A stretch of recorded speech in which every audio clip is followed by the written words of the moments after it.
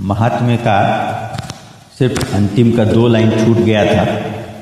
उसे मैं कह देता हूँ। जो मनुष्य सदा इस एक ही अध्याय का जप करता है वह भी भगवान विष्णु के ही स्वरूप को प्राप्त होता है, इसमें तनिक भी संदेह नहीं है। अब हम लोग 6ठे अध्याय का श्रवण करेंगे। गीता का 6ठा अध्याय में अब हम लोग आगे बढ़ते हैं। उसके उपरांत श्री कृष्ण महाराज बोले, हे अर्जुन, जो पुरुष कर्म के फल को न चाहता हुआ करने योग्य कर्म करता है वह सन्यासी और योगी है, और केवल अग्नि को त्यागने वाला सन्यासी योगी नहीं है, तथा केवल क्रियाओं को त्यागने वाला भी सन्यासी योगी नहीं है। इसलिए हे अर्जुन, जिसको सन्यास ऐसा कहते हैं उसी को तू योग जान, क्योंकि संकल्पों को न त्यागने वाला कोई भी पुरुष योगी नहीं होता। समत्व बुद्धि रूप योग में आरूढ़ होने की इच्छा वाले मननशील पुरुष के लिए योग की प्राप्ति में निष्काम भाव से कर्म करना ही हेतु कहा है, और योगारूढ़ हो जाने पर उस योगारूढ़ पुरुष के लिए सर्व संकल्पों का अभाव ही कल्याण में हेतु कहा है। जिस काल में न तो इंद्रियों के भोगों में आसक्त होता है तथा न कर्मों में ही आसक्त होता है, उस काल में सर्व संकल्पों का त्यागी पुरुष योगारूढ़ कहा जाता है। यह योगारूढ़ता कल्याण में हेतु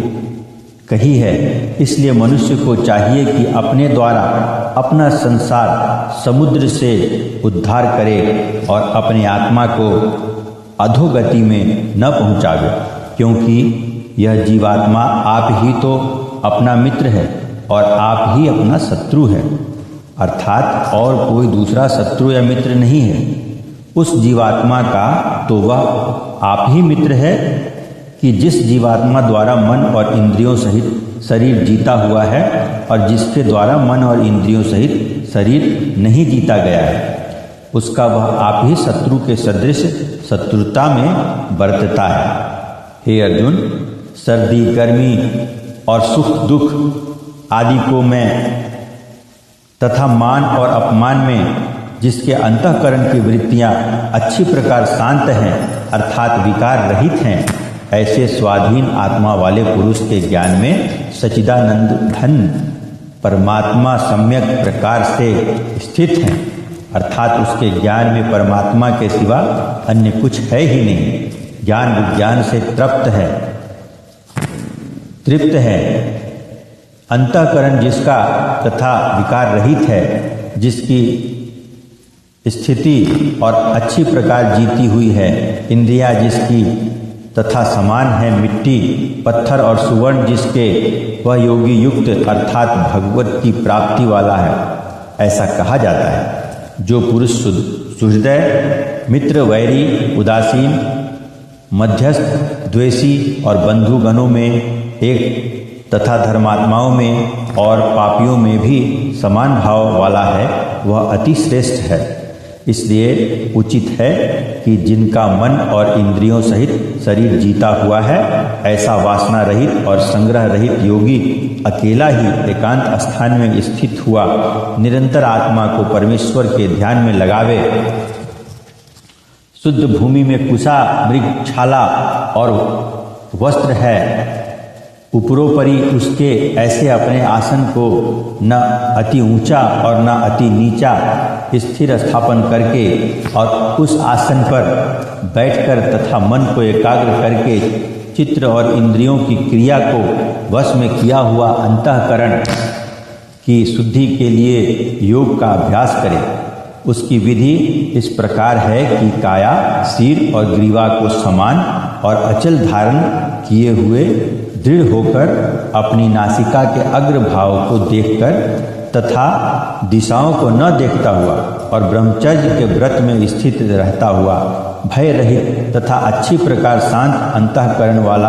और सावधान होकर मन को वश में करके मेरे में लगे हुए चित्त वाला और मेरे परायण हुआ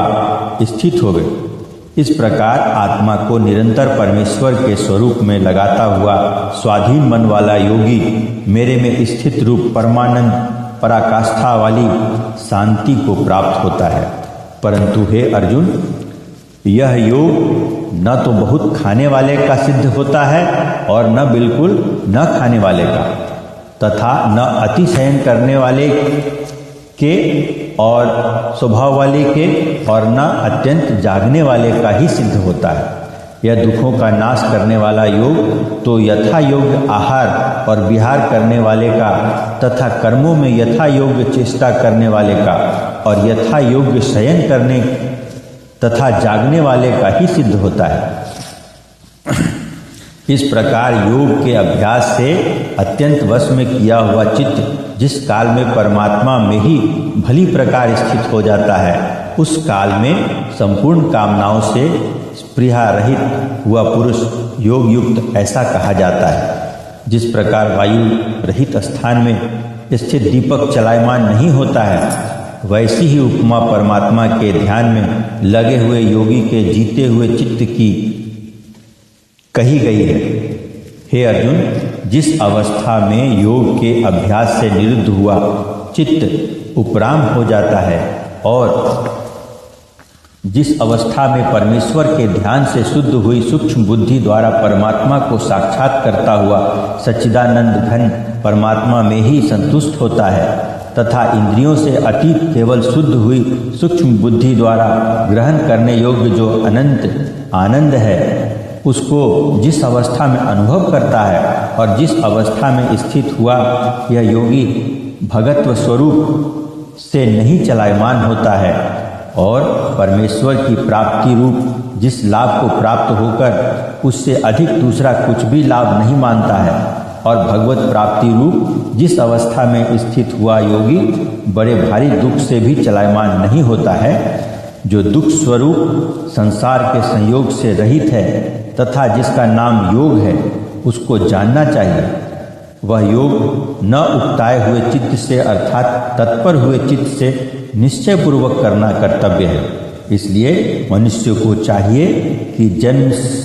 की संकल्प से उत्पन्न होने वाली संपूर्ण कामनाओं को निःशेषता से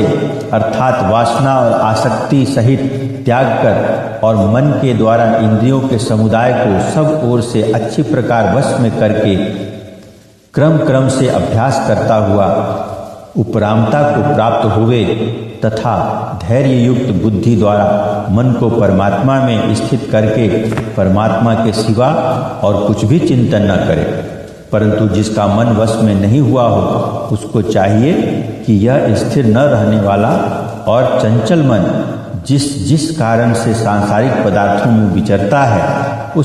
उससे रोककर बारंबार परमात्मा में ही निरोध करे।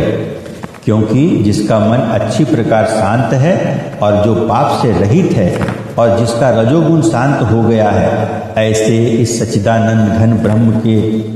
साथ एक ही भाव हुए योगी को अति उत्तम आनंद प्राप्त होता है। वह पाप रहित योगी इस प्रकार निरंतर आत्मा को परमात्मा में लगाता हुआ सुखपूर्वक परब्रह्म परमात्मा की प्राप्ति रूप अनंत आनंद को अनुभव करता है। हे अर्जुन, सर्वव्यापी अनंत चेतन में एक ही भाव से स्थित रूप योग से युक्त हुए आत्मा वाला तथा सब में समभाव से देखने वाला योगी आत्मा को संपूर्ण भूतों में बर्फ में जल के सदृश व्यापक देखता है और संपूर्ण भूतों को आत्मा में देखता है। अर्थात जैसे स्वप्न से जगा हुआ पुरुष स्वप्न के समान संसार को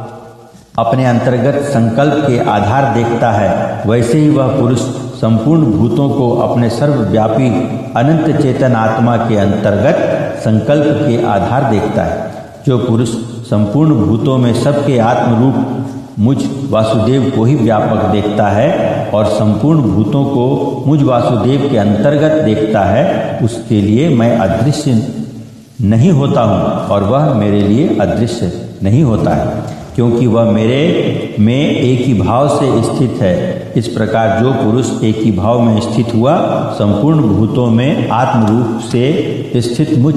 मुझ सच्चिदानंद घन वासुदेव को भजता है, वह योगी सब प्रकार से बरतता हुआ भी मेरे में ही